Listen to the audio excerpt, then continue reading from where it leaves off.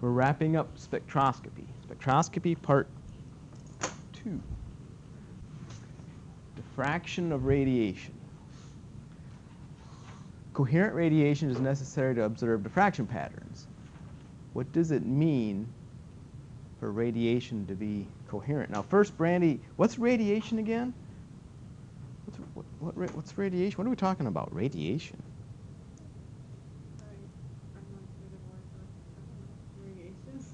What would be another word for it?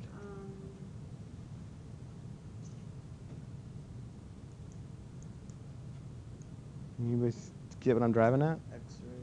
X-rays, UV.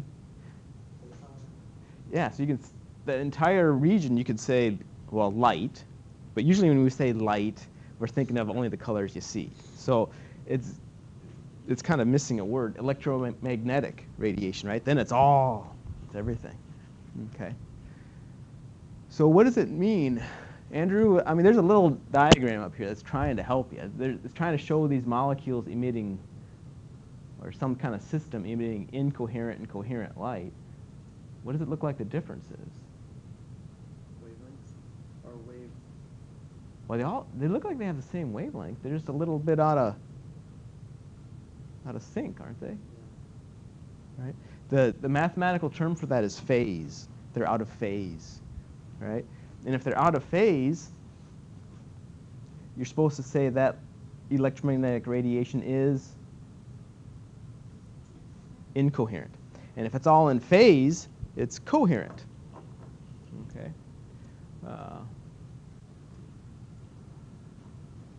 Probably, Al, this laser is probably what type of radiation? What would you guess? We haven't talked about how lasers work or anything, but it's awfully bright.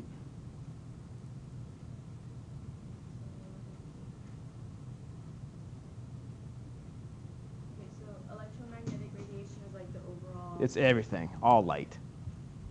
So then like the different types would be like ultraviolet And those are all the different regions of the electromagnetic spectrum. And then this radiation, this light, it can be coherent or incoherent. Coherent is when, remember, because this is looking at light now as a wave, right? So it can either be incoherent or it can be coherent.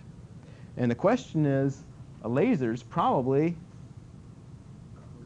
coherent, right? Because it's just, I don't know, it's a guess, because you don't really know how it works. But in order for it to work, there has to be some kind of amplification going on here.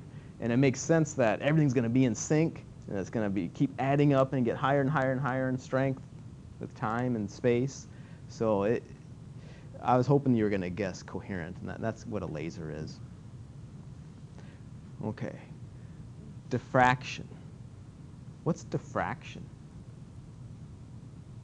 Is it like the bouncing of light off of glass or? Yeah. Is it? Can you still hear me? All right. So that's an example.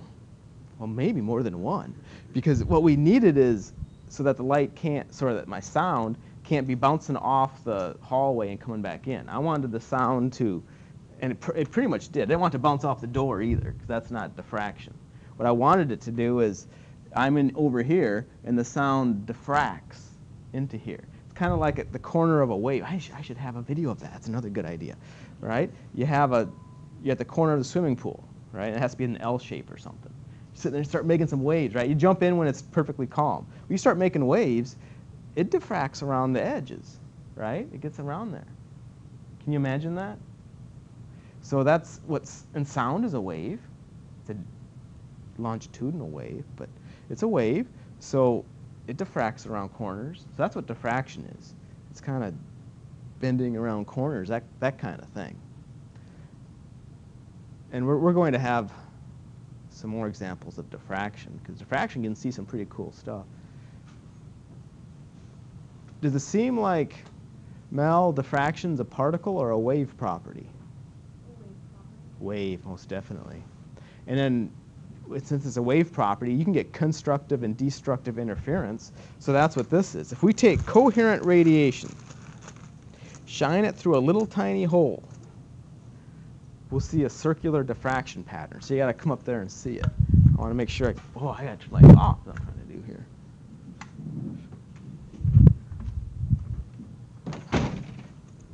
So you got to go up to the screen there, because you're going to have to sketch this.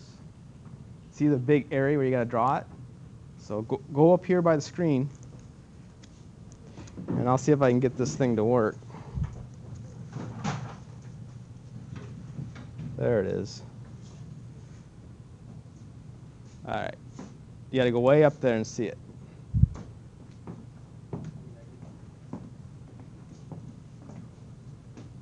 Don't worry, you're hit by this stuff all the time in Walmart.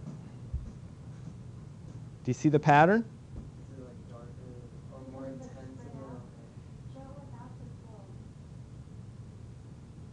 So what it should look like is a target. Doesn't it look really bright in the center? Then there are these circular bright and dark fringes. Do you see that or not? If not, I got to find a smaller hole to shine the light through. Do you Do it without the Well, it might. There it is without the circle. Got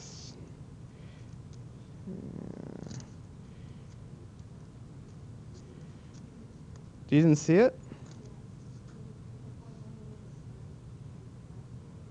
Yeah, so you should see a bright center, and then you should see bright and dark circles going around it. Might be hard to see. You might have to get pretty close. Can you see it?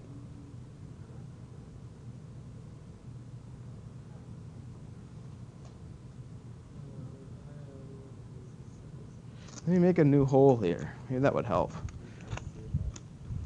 Maybe it's not very circular, because I was using an old hole. Maybe I have to use a new one. Let's make a nice, fresh, circular hole. There it is.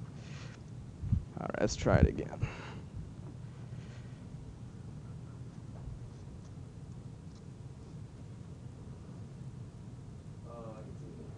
Oh, it wasn't very circular before then. Yeah. So that's what you need to draw.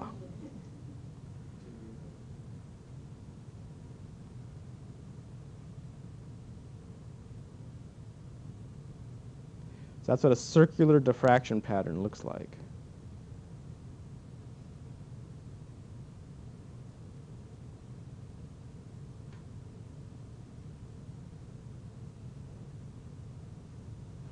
Pretty much like a target, right? I gotta make note of that. Make a new hole every time. I guess it makes sense for you to see a circular diffraction pattern. It has to be going through a circle, not something really weird shaped. Okay. So, I mean, this is just essentially a single wavelength going through a hole, and you see this complex pattern. Addition of waves can get really complex. If you take two tuning forks, well, if you take one tuning fork, right, you hear one frequency, right? And both of these say 520 on it or something. I don't know if you can even hear it. But what if now you got to pay a lot of money for these things to exactly match. They don't, right? I mean, look how dinged up they are and stuff. So they're off by a few maybe 520 and 518 or something. But you can tell the difference by having them both go at the same time, and you're going to hear beats. And the beats is going to be the difference between the two frequencies. And this is just two frequencies is all. So, and your signals are already getting complicated.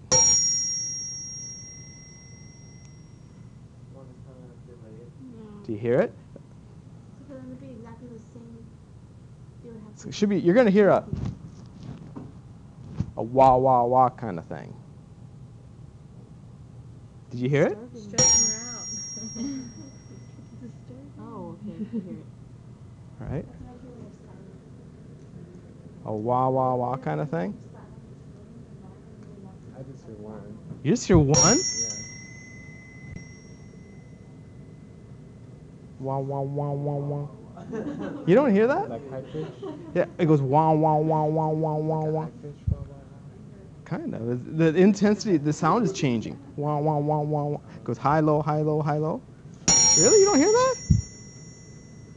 Okay, I hear it. You don't hear it, Steve. You're just being polite. So all I'm trying to get you to realize is, in real life, you're never going to have two signals. You've got thousands of frequencies going on at the same time in these signals. So this is just two, and you already have something really complicated going on. So, but you heard wah, wah, wah, wah, wah. So it was like 3 or 4 wah-wahs per second. So that means the difference in frequency is like around 3 or 4 hertz between the two. But so here's some examples of refraction, reflection, and diffraction. So we'll start with Al, and we'll just go along and see if you can figure these out. So,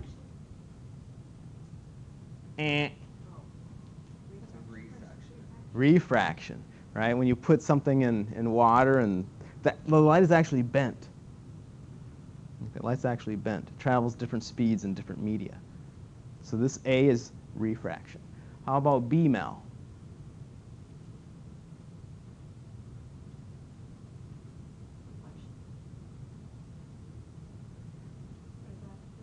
What is it trying to illustrate? It's trying to illustrate white light hitting a. It's not a mirror. If it was a mirror, it'd be something different answer. It's the white light is getting converted into its components. So white light is being spread out into Roy G. Biv. This is a glass, this is a P. Prism. This is a prism. It's a prism. You should have hopefully played with that stuff in physics if you had it. All right. So this is an example of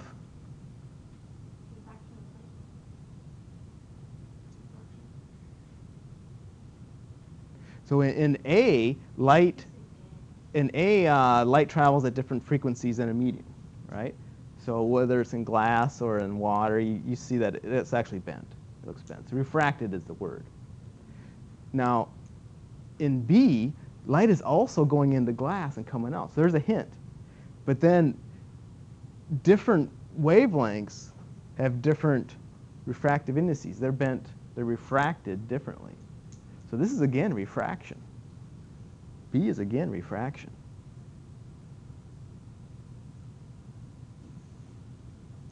How about C? Diffraction. Good. Right, diffraction. Yeah, you have these constructive and destructive interference things going on. Diffraction. Oh, now Andrew, how about D? Diffraction again. Andy, how about E? Is it a person crying? No, the person is trying to look at the fishies, right? And he's looking straight over here, but he knows the fishies are really over down here a little bit. Refraction. Good. F, Al. Now, F is a trick question. Notice how it's not the angle. There isn't an. It's not refraction. It's diffraction. Why is it diffraction? Because this is just the G. R. I had some. Remember, I put them in a grating. I put it in front of a flashlight, right? And I spread it out. So this is actually a diffraction grating. It's actually diffraction going on. These ridges on that grating are on the same order as the size of the wavelength of those colors. Okay, how about G? Mel?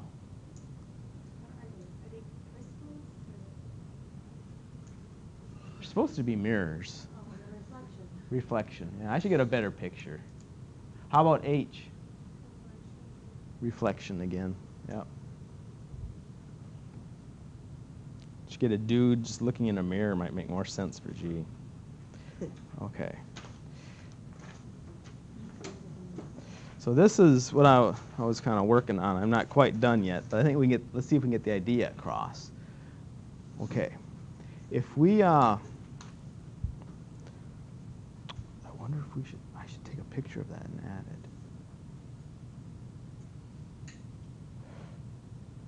Well, we'll talk about this before we go take a look at it. Maybe at the end of class, if we have time, we'll go look at the guts of a Fourier transform spectrometer.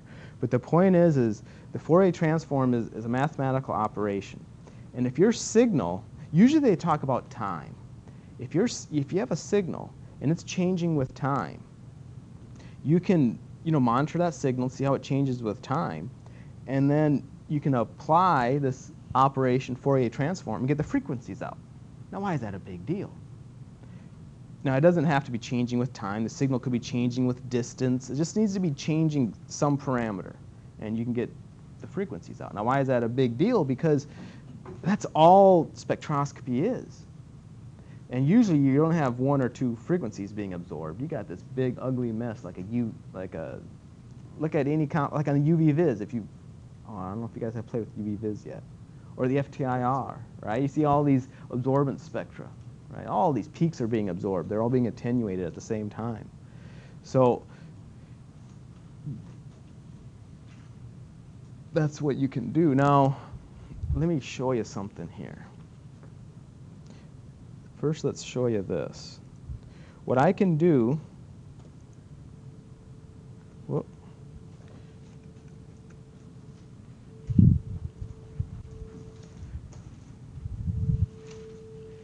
So all I'm doing here is, here's the different frequencies, and then I can raise them up and increase the amplitude. Okay. So really what this is this is the answer right here for Fourier transform. You're really kind of starting here, though. This is your signal. Look at that ugly thing. This is your signal. Well, what frequencies are present in that signal? It does a Fourier transform, boom, this frequency with this amplitude, right? And so here's amplitude right here.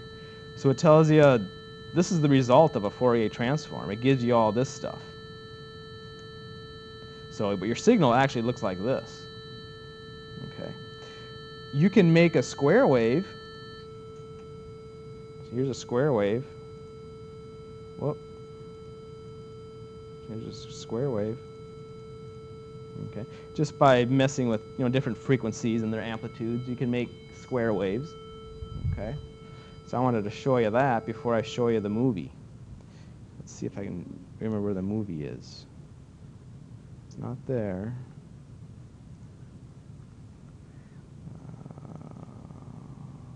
Fourier transform. Where's F? A, B, there it is. Okay, I gotta pause it.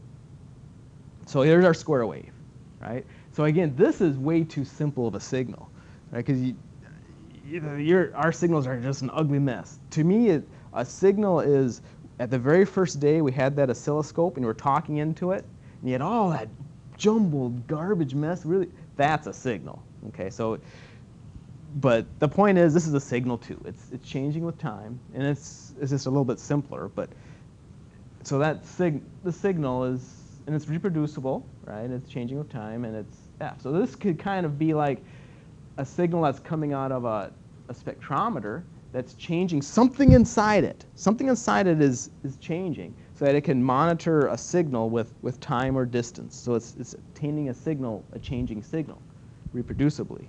Okay, so then this is it. Okay, and what's going on here is they're trying to show that, oh, you can't even see it. It didn't show up. You can see it on the screen. We'll have to keep going here. This is really composed of what the Fourier transform is going to do. And you can't see it too well, right? There's these cosine and sine functions really make this thing up. And that's what a Fourier transform does, is it just kind of tears things apart. It decomposes it into these series. They call it a Fourier series. And this Fourier series, if you add up all these cosine sine functions, you'll actually get your signal back. Okay? So that's kind of what's going on here.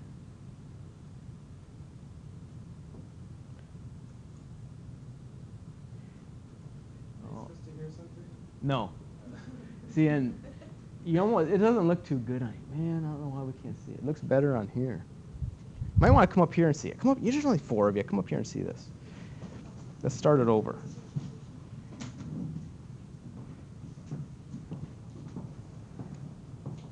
Okay.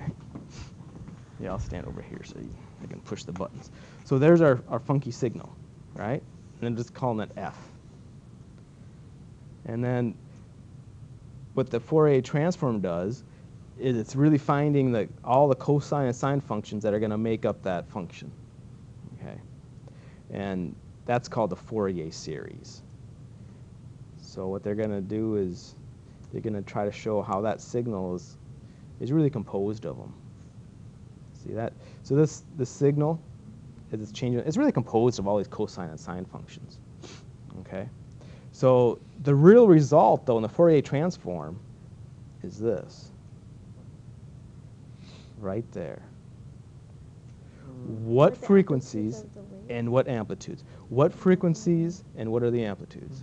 That's the result of a Fourier transform. And that's all you care about. Is there a carbonyl strat? You know, it's at 2270 wave numbers or whatever. And what's the intensity of it? That's all you get. So that's how the FTIR kind of works? Kind of, yeah. Except our signal really isn't changing with time. It's changing with distance. And I need to show you the guts to show you. Okay.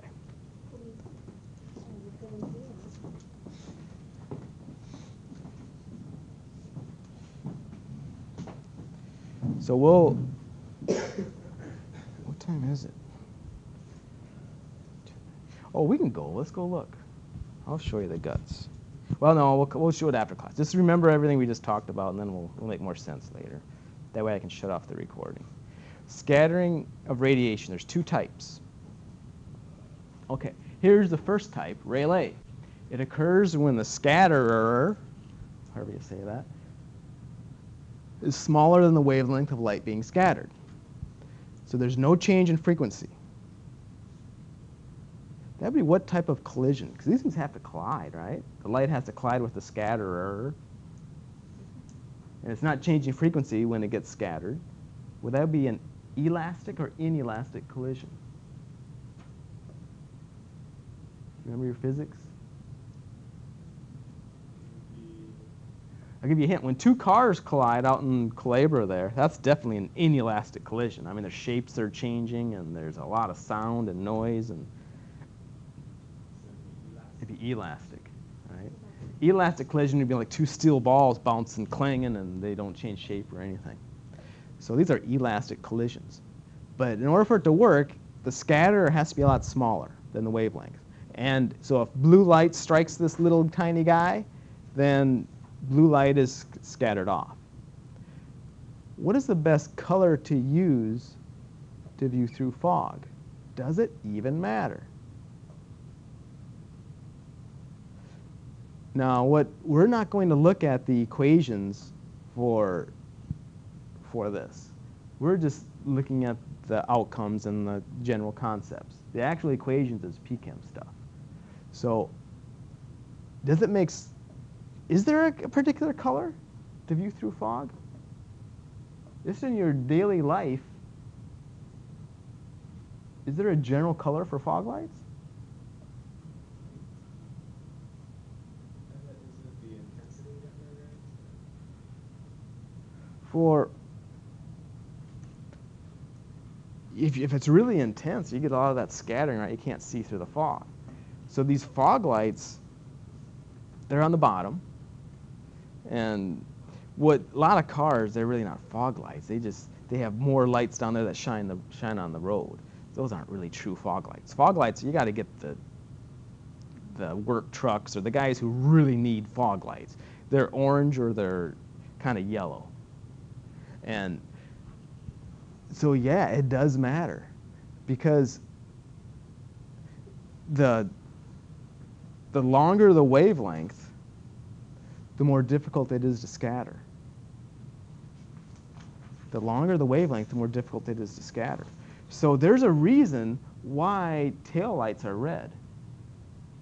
Because, right, you're coming up behind a car. If its taillights are red, that can get through rain, snow, a lot of stuff, because it's a long wavelength. It's really hard to scatter. Because we have Roy G. Biv. Remember what wavelengths are the longest in Roy G. Biv? Red. The shortest are violet.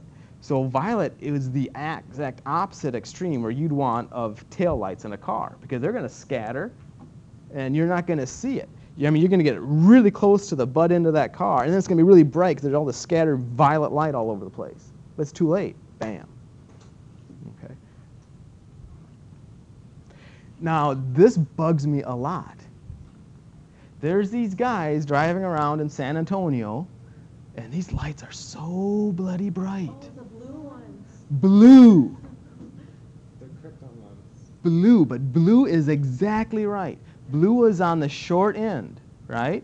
So that guy driving his car, man, he can make out an ant driving on, sitting on the road in front of him. They're so bright and they're scattered all over the place. And when you're coming up to that car, it's not until you're getting, when you get close to it, oh man, it is so bright, because it scatters everywhere. Blue light does. So that, I don't know why that's even legal. Okay. Now, they are actually legal. Yeah, they are legal. really? The blue ones, yeah. Hmm. And I think that's why they illegalized neon lights that they used to put under their cars. I hope so. I didn't know. Okay, LED lights. Now, life is even more complicated for us because Roy G. Biv, do we see all these colors equally? Can our eye equally detect all those colors? Is there such a thing as a bright color? Yeah. Yeah, what would you call a bright color? Yellow. Your eye is pretty dang sensitive to yellow then, right? But it's even more sensitive to that lime green color. That's the very peak of your eye sensitivity. So if you have a alarm clock or whatever, the last color you want that alarm clock to be is that lime green color. It lights up the whole room because your eyes get used to the dark, and man, all you see is that green light everywhere. Okay. Oh, and you don't want your alarm clock to be blue. Does anybody know why? I mean, it looks cool. Like a dark blue or a bright blue? I'm not sure what region of the blue is the worst, but I know it's blue. Has to do with melamine, and it messes up your sleep cycle. Or your REM, like it distracts you. It thinks it's a light that's off, like daylight. I don't know. They sent some chemical in your melamine. It's supposed to help you sleep, or Melatonin. Yeah. it's supposed to help you it messes with your sleep. Anyway, okay. Let's talk about why the sky is blue.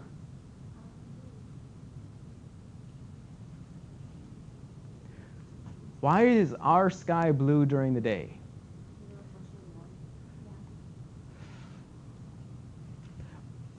There is a scatterer that really scatters the color blue really, really well, and it's a Rayleigh scatterer. What is our atmosphere mostly composed of?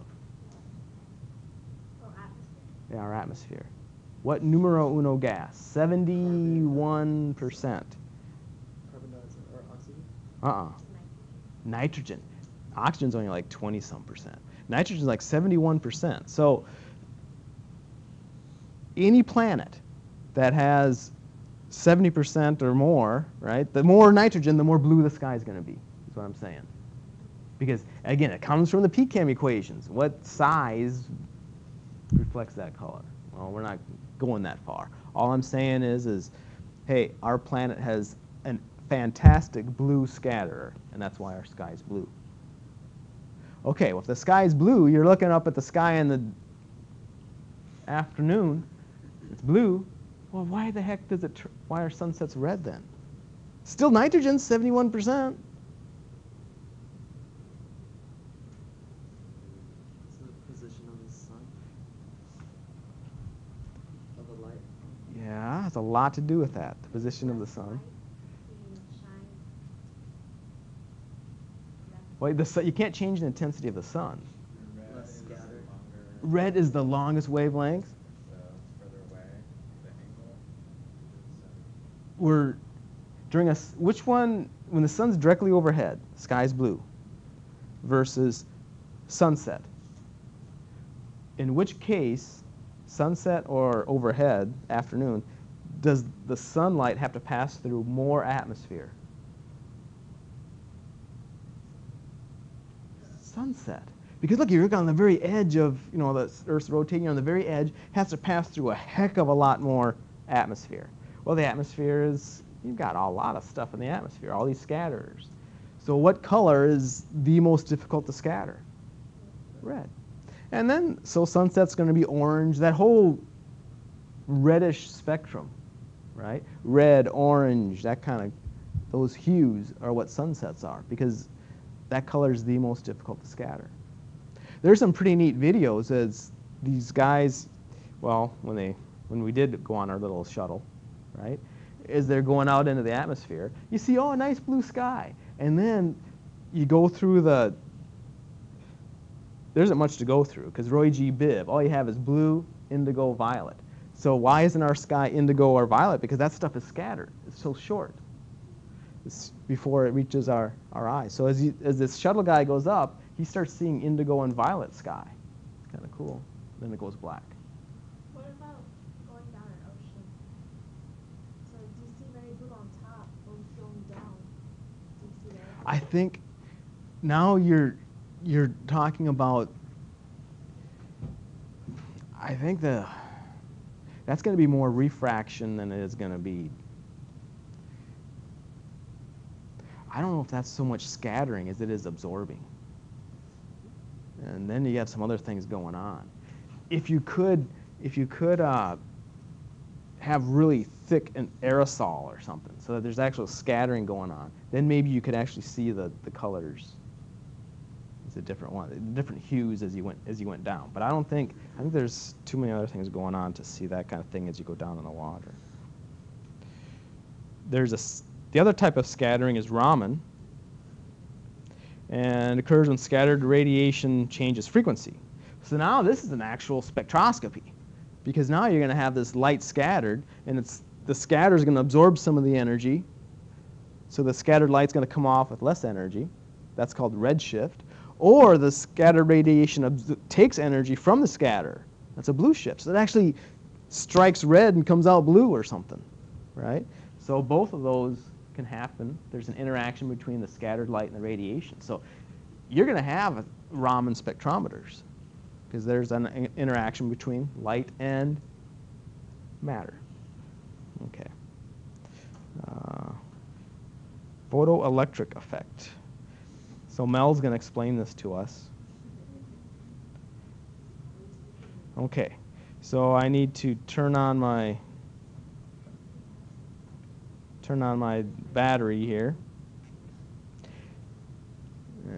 Let's start in the deep red. It's shining light on sodium. There isn't any light yet. Okay, I'm going to shine a bunch of light. Okay, make it really intense. Okay. So what is the photoelectric effect, Mel? I don't see any. It's supposed to kick out what? Electrons, technically. And for this light to kick out electrons from this material, it has to overcome whatever energy is holding those electrons in the first place, right? Because they're just not going to fall out. They have to overcome some threshold. There has to be some energy threshold, and that's called the work function, but that's not really important. The point is each individual photon has to overcome, right? And you can make this as intense as you want. It doesn't happen. But if you make it really, really, right? Now we start seeing electrons getting kicked out, because now I'm in lower frequency, higher Well, I didn't change the intensity part. Higher energy. Each photon has more energy now. Okay. But I think the real photoelectric effect understanding is more like the intensity idea. If I go to where they're just not being, here they stop. So intensity doesn't matter, is the photoelectric effect. Intensity does not matter. All that matters, I can make this intensity really low. All that matters is the wavelength or the frequency of each individual photon. So, yeah, if I can make the intensity really low, electrons are still going to get kicked out. If I crank up the intensity, yeah, I'll get more. But the point is, with the photoelectric effect, will an electron be ejected or not? All it depends on is the frequency. All right? If you're above that frequency, so you can get enough energy to kick out an electron, then an electron will get kicked out, no matter what the intensity is. But if the frequency is not high enough, doesn't matter. Frequency is not high enough, doesn't matter what your intensity is. You're not going to kick any electrons out. That's the photoelectric effect. I don't know why that was even in the book at this point, but I guess they're talking about radiation and scattering, so I guess that's okay. Atoms and molecules are always in quantized energy states. They can undergo transitions between these energy states by absorbing or emitting light. Let's see if we can label a type of spectroscopy for each of these.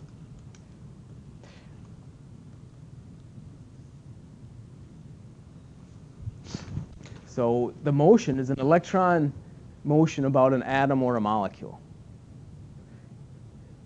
So these are really those orbitals, right? Changing one orbital to another, right? Whether you're talking, depending on the theory, molecular orbital theory, or whatever theory you're talking about in P-chem. But the point is you just change these orbitals. The electrons are jumping around from one energy level to the next. They call these electronic transitions. Which spectrometer upstairs is that? Just guess one, Brandy.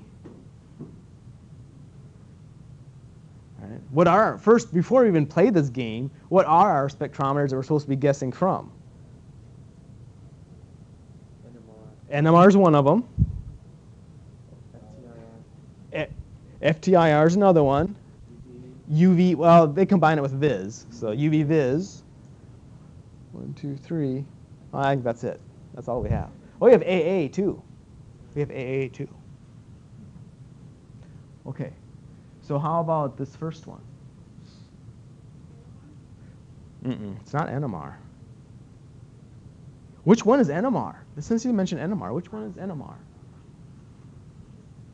Rotational spin of? The hint is in the name of NMR. Nuclear magnetic resonance. So NMR is going to be the last one. There's our NMR. Okay.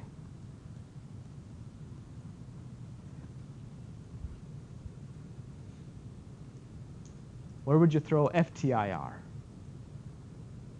Fourier, transform, infrared. What's that? The second one? Yeah, vibrationals. Yeah, this carbonyl stretch or this OH stretch. They're talking about vibrations.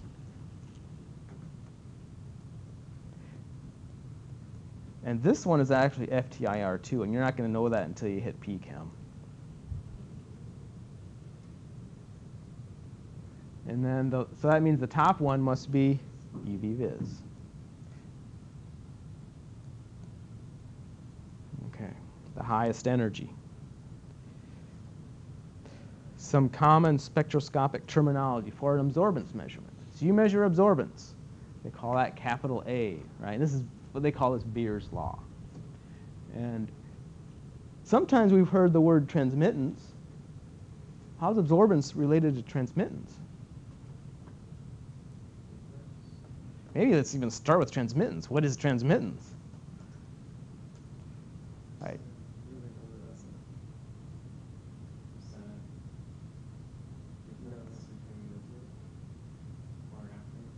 Before and after what? We're talking about in light in tenths light intensity, right? So here's our sample, all right? It's some little cuvette or some sample thickness, and then you have this intensity on both sides. And it looks like the intensity got attenuated or it got stronger as it passed through.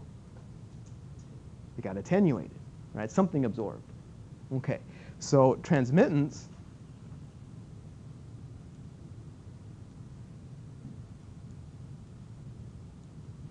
P over P naught. And then if you want percent, right, just multiply it by 100. But that's what transmittance would be, P over P naught. What is P? Is that P is going to be the intensity that actually got through. So if it doesn't absorb anything, you'd have P naught on the other side. The transmittance would be what percent? It would be P naught over P naught, which is 1. So you're going to have 100%. 100% got through. Okay? But you want something to absorb, so you want something to talk about. Okay. So that's transmittance. Absorbance is the negative log of the transmittance. So in all these spectrometers, pretty much you have to measure the incident, right, and measure what's got through. So it's really 2 measurements to get an absorbance measurement. Okay. And then you can actually also throw down wavelength on this at each individual wavelength.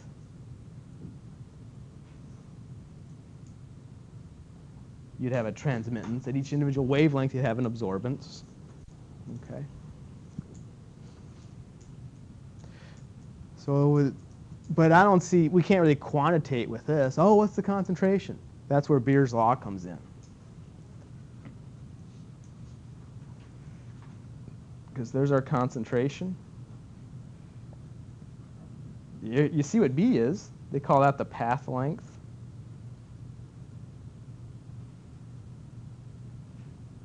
And little epsilon is, we should have little wavelength symbols on this. Right. The concentration and the path length don't matter on a wavelength, right? But this guy, he's just saying, well, how well does this analyte, or whatever this molecule is, how well does it absorb at this wavelength? If it's really good, this is going to be a big number. If it doesn't absorb at all, it's just going to be 0. So they call that the molar extinction coefficient, is the technical word for it. How do you spell coefficient? Is that right? That doesn't look right. I think it's IE. That's why I wrote EI, but that doesn't look right. That doesn't look right either. But you know what I mean. Really? That rule didn't work then. All right, that's it. Yeah, there's a C right there. Yeah, there's a C right there. So have a good weekend.